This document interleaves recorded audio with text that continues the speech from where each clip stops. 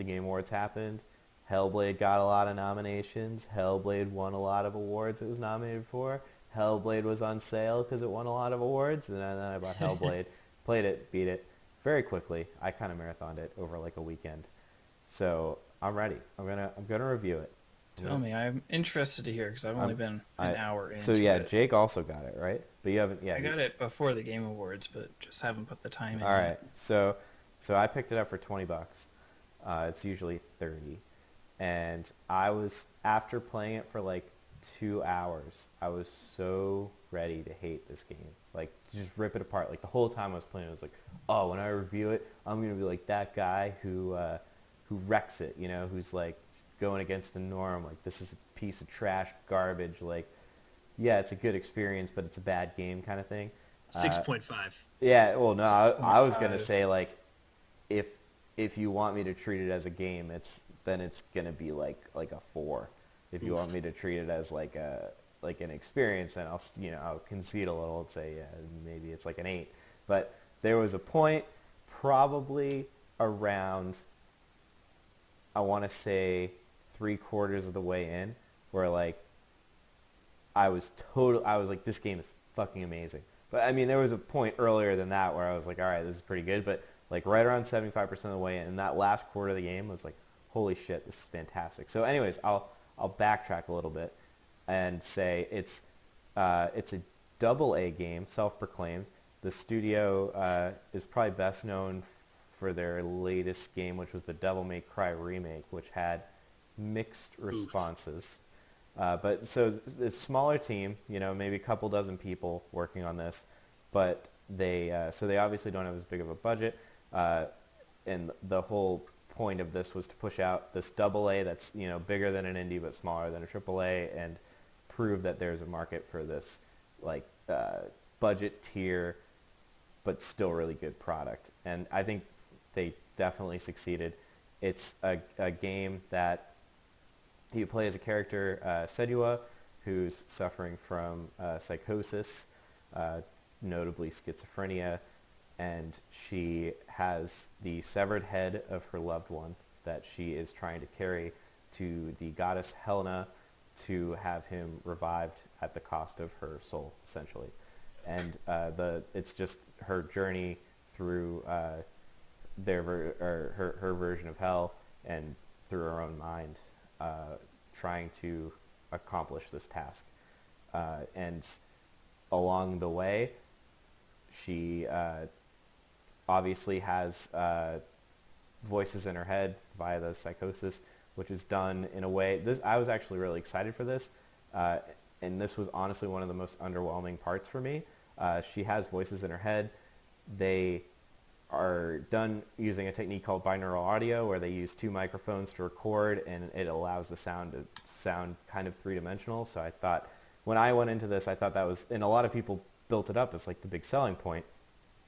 For me, it was, one, I wanted the voices to kind of like fuck with you more. I wanted them to really get in there and like tell you nasty things.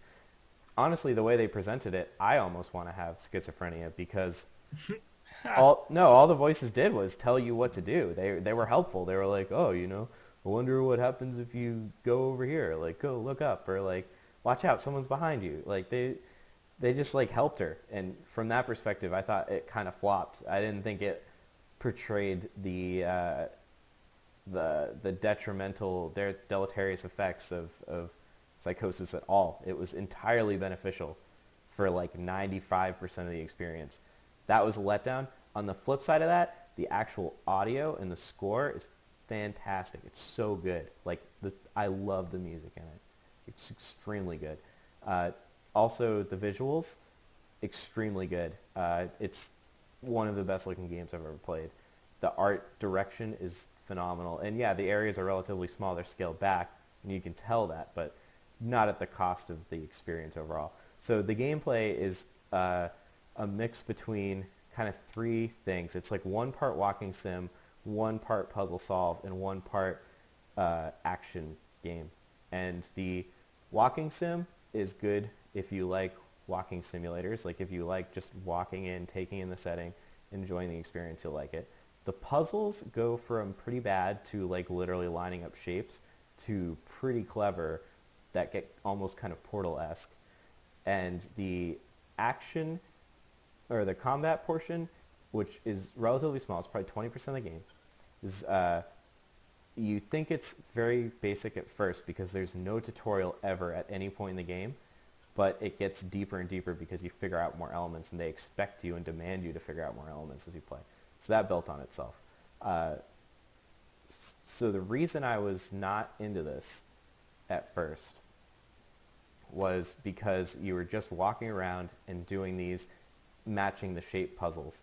And that was really just to get you comfortable with what the game expected, and then it just gradually got better and better. The atmosphere got better, the acting got better, and by better I mean more involved. The story got more involved. It's just, by the time you get to the end, the last quarter of that game is just so damn good.